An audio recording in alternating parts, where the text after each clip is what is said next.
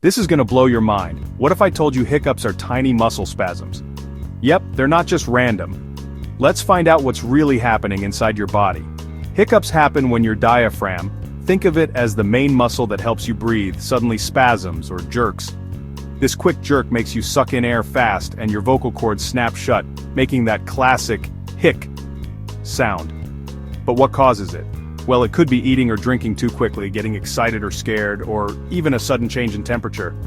Most hiccups go away on their own after a few minutes, but some old school tricks, like holding your breath or sipping cold water, might help. Scientists still don't know exactly why we hiccup, but they agree it's usually harmless and just your body being a little weird. So next time you get the hiccups, don't worry. Your body's just showing off its quirky side. But